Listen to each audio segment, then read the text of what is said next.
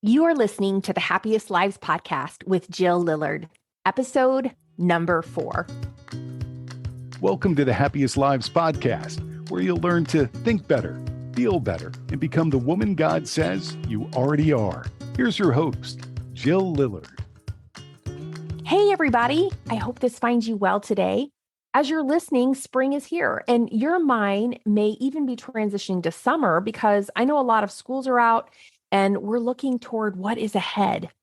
Now, as I record this, technically it's the first week of spring, but in reality, it's that weird, yucky in between. You remember that? One day it's really cold with a bite in the air, and the next day it's nice, warm, and springish. We've had the whole pendulum of temperatures this week from 30 to an unusual 80 degrees. So it's spring, but nothing in my yard has bloomed. There's only the brown and dead left from winter. However, I know that blooms and buds are soon coming. And as you listen to this live, the green and blooms are here. I was thinking about how much spring is like our lives. We anticipate the colors and the fullness, even as deadness still surrounds us. There's a promise of new to come. In the middle of where you are and where you're going is this place of becoming. And becoming isn't always pretty. In fact, it's uncomfortable. But what I think is worse is not becoming, resisting the becoming, staying where you are, sitting on the shoreline of your life, trying to avoid any struggle or pain. You can't avoid pain. And when we pretend we can and don't allow ourselves to become, we die. In our lives, we get glimpses of heaven. But because this is not our home, the momentary pleasures that we experience don't last. However, hopefully, even as your body is moving toward death, your spirit is growing stronger as you persevere in becoming who Jesus says you already are. Today, I want to talk about how to stop struggling as we live in the middle. Don't get me wrong, when you're becoming, there will be a struggle. This is part of it. I think of the caterpillar becoming the butterfly. He must go through a state of becoming. He has to work his way out of the cocoon. The struggle is part of making him ready to fly. If we helped him out of the cocoon, then he wouldn't have to struggle. He would never have to work his way out, but then he would never be able to fly. The struggle is essential to the becoming. What I'm talking about when I say let's stop struggling is the undue struggle that takes place when we resist the tension of the already but not yet. When we think things should be different than they are, we increase our pain. And we're not increasing our pain in a way that we become better. We're increasing our pain in a way that we end up exhausted. We make hard things harder than they have to be when we struggle over the struggle. When I attended Covenant Seminary in St. Louis, I had a professor, Dr. Richard Winter, who wrote a book, Perfecting Ourselves to Death. And in it, he talked about the blueprints of perfection in our DNA. As we're created in God's image and we're longing for something more than what is, it's as though there are these blueprints of perfection inside of us written on our hearts. He referenced the bookends of our lives, the perfect Eden and the perfect heaven, where everything is beautiful, blissful, and peaceful in the valley. There are no sorrows, tears, or sadness on these bookends. And yet here we are in the middle. We live in the already, but not yet. And everything material is moving toward decay, even as we become who we already are. We get these foretastes of heaven, these moments of beauty, but the glory soon fades. The party comes to an end. You have experienced these moments of pure happiness and joy, and you want to sustain them, but they're soon followed by sorrow. I want to tell you that nothing has gone wrong. Everything is as it should be. This is all part of God's plan of redemption. In John 16:33, Jesus tells us, I have told you these things so that in me you may have peace. In this world you will have trouble, but take heart, I have overcome the world. And in James 1:2-4, Consider it pure joy, my brothers and sisters, whenever you face trials of many kinds, because you know that the testing of your faith produces perseverance. Let perseverance finish its work so that you may be mature and complete, not lacking anything. And Ecclesiastes, it tells us there's a time for everything. There's a time for death and dying and sadness. There's a time for joy and there's a time for planting and a time for harvest. In 2 Corinthians 12, Paul talks about a thorn in his side. Now, we don't know what that thorn is, but Paul is struggling with his insufficiency to remove the thorn. He declared that this weakness kept him from boasting about himself. And instead, he put his trust not in himself, but in the Lord as he persevered in his calling despite the thorn. Hebrews 12, 6-7, for the Lord disciplines the one he loves, and he chastises every son he receives. Endure suffering as discipline. God is treating you as sons. For what son is not disciplined by his father? If you do not experience discipline like everyone else, you're illegitimate children and not true sons. Problems and thorns are part of the deal here on earth.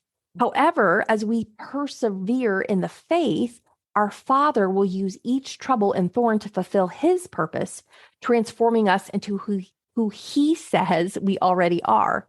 What the enemy meant for evil, God uses for good as we turn toward Jesus. I can guarantee your life is going to let you down. All the people, they're going to fail you somehow. You're going to let yourself down. And as you yearn and long for more, it might be tempting to think things should be different here. You're going to get frustrated with other people. You'll be frustrated with yourself. You may even get frustrated with God. Notice that when you think things should be different than they are, you fall into shame and blame, which is nothing more than a pit of despair and hopelessness. And so I refer to the space in between where you are and where you want to be, the space where the flesh battles the spirit. I refer to this as a river of misery, a sea of suffering.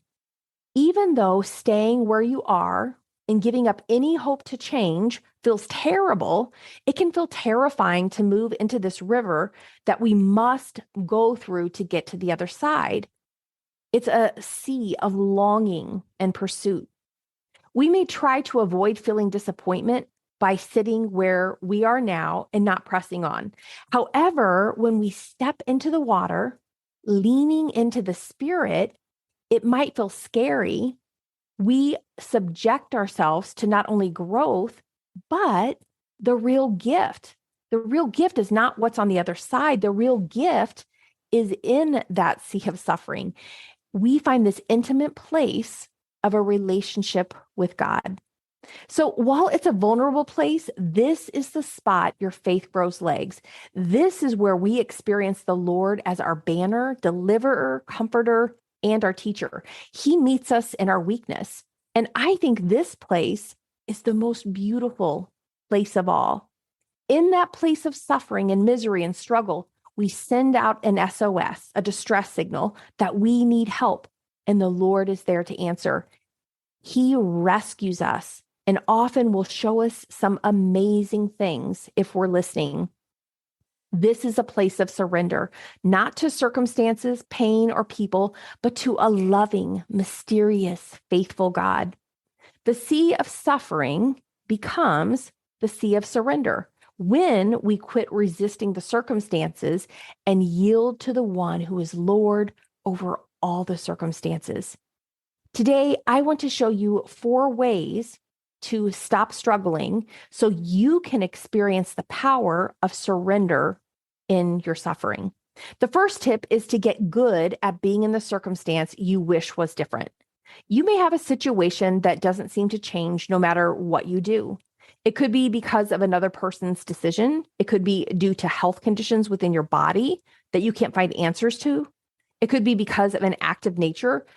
You can keep praying for the situation to change, but I also want you to be able to come to trust the Lord. The situation does not determine your joy and peace, even if your thorn remains.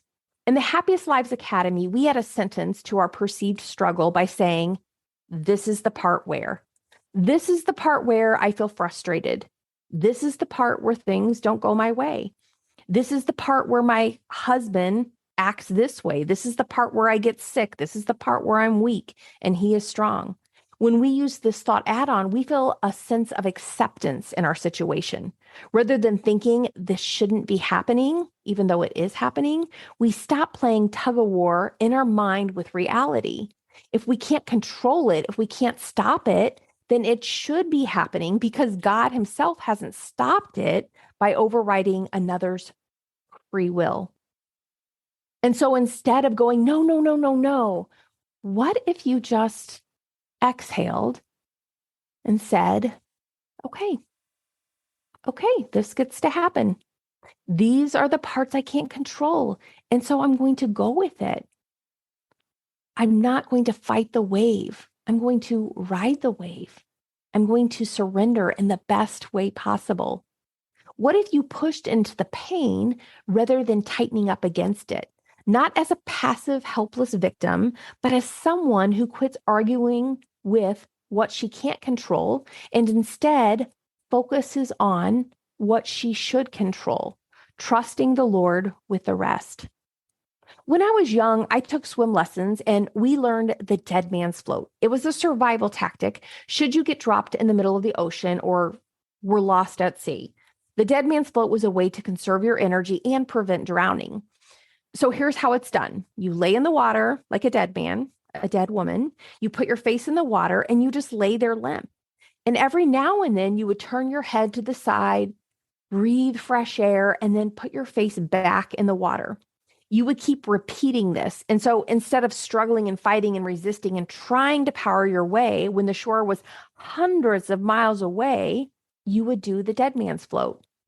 I don't know if you're like me. I'm a doer. I like to fix things and solve things. I like to go to the action line. It's hard for me to sit still, but there are times that I think the Lord wants me to do the dead man's float.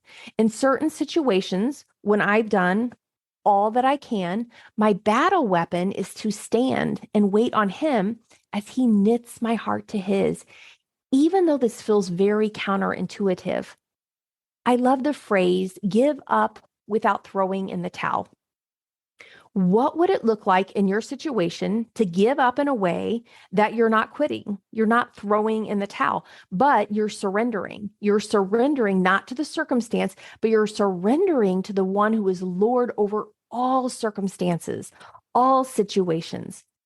I also like to think about doing things in a way that doesn't all depend on me. I'm falling back into the Lord's arms. I trust that He has the wheel and I let Him drive. I don't have to be in control of all the things, only what He has given me agency over.